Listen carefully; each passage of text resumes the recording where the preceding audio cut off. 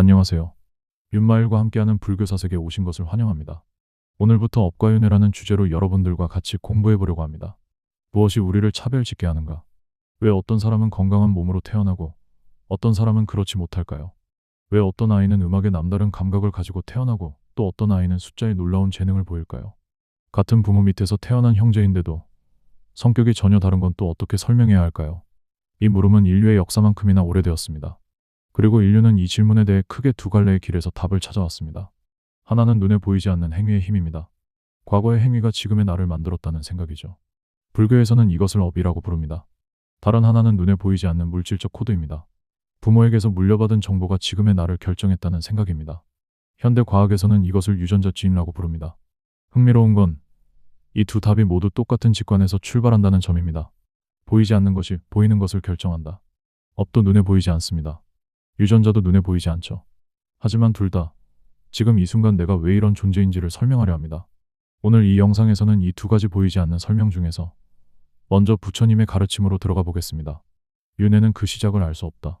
단순해 보이는 이 선언, 그러나 그 안에 담긴 뜻은 굉장히 깊습니다.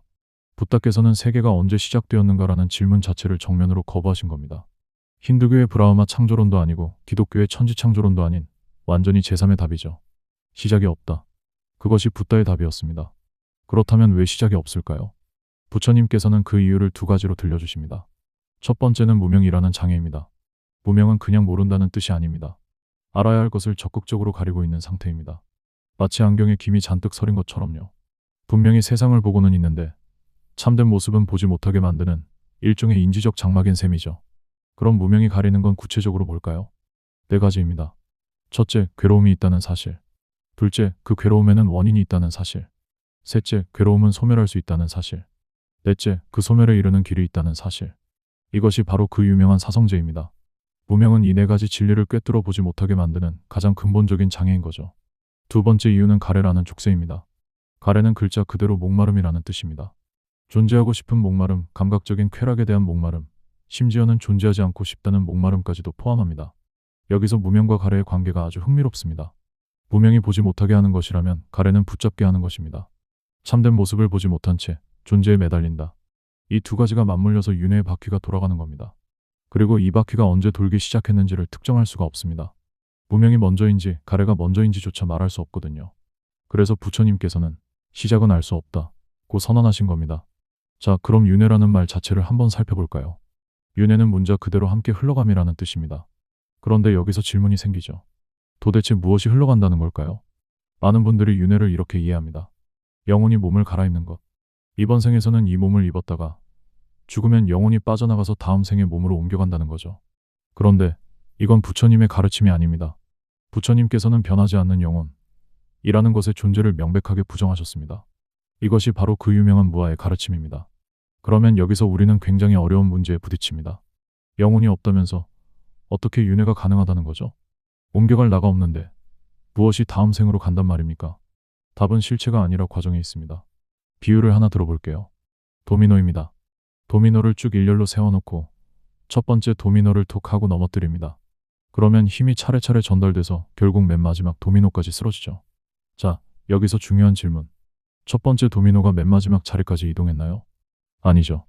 첫 번째 도미노는 처음 그 자리에 그대로 누워 있습니다. 이동한 건 도미노라는 물건이 아니라 넘어뜨리는 힘이라는 조건이었던 겁니다. 윤회도 바로 이와 같습니다. 한 생에서 다음 생으로 전해지는 건 영혼이라는 실체가 아니라 업의 잠재력이라는 조건적인 힘입니다. 옮겨가는 건 나가 아니라 나를 만들어낸 조건들의 흐름인 거죠. 그래서 윤회를 함께 흘러감이라고 부르는 겁니다. 자, 이제 영상 첫머리에서 던졌던 질문으로 돌아가 볼까요? 왜 누군가는 이런 조건을 가지고 태어나고 또 누군가는 다른 조건을 가지고 태어나는가? 현대 과학은 유전자라는 보이지 않는 코드로 답합니다. 부모에게서 물려받은 정보의 흐름이죠. 그리고 부처님은 업이라는 보이지 않는 행위의 힘으로 답합니다. 과거 조건들의 흐름입니다. 둘 다 흐름을 이야기하고 있습니다. 유전자도 세대를 거쳐 흘러가고 업도 생을 거쳐 흘러갑니다. 어느 쪽도 고정된 실체가 한 자리에서 다른 자리로 통째로 전파하는 그림이 아닙니다. 둘 다 조건이 조건을 낳으며 이어지는 과정을 말하고 있죠. 물론 이 둘이 똑같다는 이야기는 아닙니다. 분명히 다릅니다. 하지만 보이지 않는 것이 보이는 나를 만든다는 그 깊은 직관에서 오래된 가르침과 현대 과학이 묘하게 마주본다는 것. 저는 바로 그 지점이 흥미롭다고 생각합니다. 오늘은 윤회란 무엇인가라는 질문에서 출발해서 부처님의 시작은 알 수 없다 는 선언, 그리고 무명과 가래, 마지막으로 무아위에서 윤회가 어떻게 성립하는지 도미노 비유까지 살펴봤습니다. 핵심을 한 문장으로 정리하면 이렇습니다. 윤회하는 것은 영혼이라는 실체가 아니라 조건들의 흐름이다. 다음 영상에서는 오늘 잠깐 맛만 봤던 그 업의 잠재력이라는 조건적 힘이 한 생에서 다음 생으로 구체적으로 어떻게 전달되는지 그 구조를 더 깊이 파고들어 보겠습니다. 감사합니다. 윤마일의 오늘의 사색. 인간이 숙고하고 사냥하는 범위는 개미가 측량하는 범위와 같을 뿐이다.